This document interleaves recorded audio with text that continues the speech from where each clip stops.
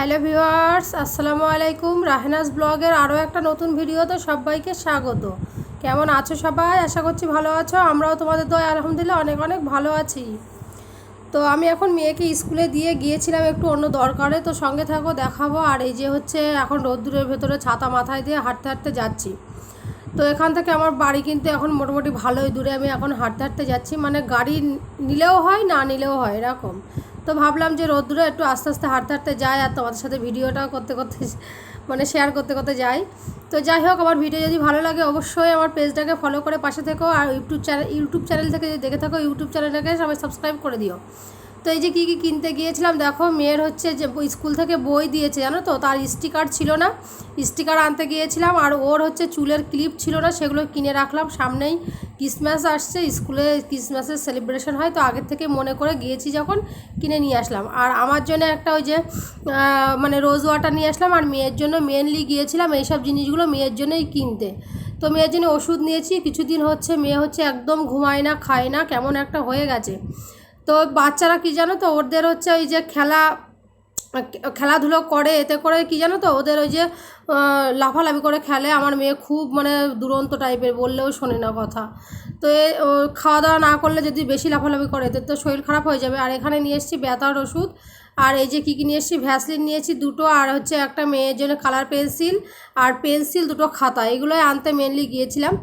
তো চলো এখন ভাত টাত বসিয়ে দিই। এখন দুপুরবেলা কোনো রকম করে সিম্পল রান্নাবান্না করবো ভাবছিলাম, ডাল আলু ভাতে করবো ভাবছিলাম। তো দেখলাম যে 3 পিস মাছ রয়েছে, না মনে ছিল না, রবিবারে নিয়েছিলাম মাছ, তার থেকে 3 পিস রয়েছে। ভাবছি যে টমেটো আর তোমার হচ্ছে পেঁয়াজ দিয়ে মাছটাকে রোস্ট করে ফেলি। আর এই যে ভাতটা হতে হতে আমি এই দিকটাতে জামা কাপড়গুলো কেচে সব মেলে দিয়েছি। সুন্দর রোদ্দুর হচ্ছে, বললাম না ভালোই রোদ যেন। আর গরম পড়ছে কেরালাতে এখন, মানে একটু রোদ্দুর হলেই গরম। দেশের দিকে এখন শীত পড়বে, আর এখানে যত দিন যাবে তত গরম পড়বে। তো এখানে আমি এই যে ঘরটাগুলো ঝাঁট দিয়ে নিয়েছি। এখন ঘর মুছবো বলে বালতিতে পানি টানিও নিয়ে নিয়েছি, ঘর মোছার কাপড় নিয়ে নিয়েছি। তো দেখো বাইরে কত সুন্দর ওয়েদার, মানে চারিদিকে ঝলমলিয়ে রোদ হলে কিন্তু দেখতে ভালো লাগেই। তো মাঝে মধ্যে আকাশ মেঘলা করছে কিন্তু বৃষ্টি হচ্ছে না। তো যাই হোক চলো, আর রান্নাবান্না করেছিলাম পুরোটা শেয়ার করা হয়নি তোমাদের সঙ্গে। তো এখন এই যে দুপুরবেলা ডাল সিদ্ধ দিয়েছিলাম, সেটা তোমাদের ভাইয়ার কাছে এখন মাখতে দেবো। তোমাদের ভাইয়াও বাড়ি চলে এসছে, গাছ থেকে গোসল টোসল হয়ে গেছে। এখন এই যে ডালটা না তোমার কি বলে, কাঁচা পেঁয়াজ ঝাল আর সর্ষের তেল দিয়ে মাখতে দিয়ে দেবো। আর এখানে আমি ওই যে মাছটা রোস্ট করে নিয়েছিলাম, আর অল্প একটু ওপরে দিয়েছিলাম ধনিয়া পাতা, মনে ছিল না ধনিয়া পাতার কথা। তোমাদের ভাইয়া যখন কাছ থেকে বাড়ি আসছিলো ওকে বলেছিলাম যে একটু ধনে পাতা আনো, মাছ রান্না করছি, তাই নিয়ে এসেছিলো। সেটা এখন কুচি কুচি করে রান্নার সময় দিয়ে নিয়েছি।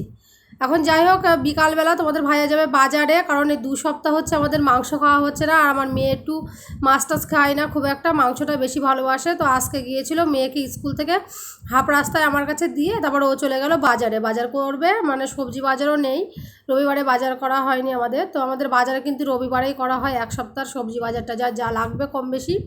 তো এখন এই যে মেয়েকে নিয়ে বাড়ি দিকে যাচ্ছি। এখন ওকে গোসল টোসল করাবো, খাওয়াবো। আবার বিকালে পড়া আছে, পড়তে নিয়ে যাবে তোমাদের ভাইয়া, কারণ পড়া আছে আজকে ওই যে 6:45-7টার দিকে।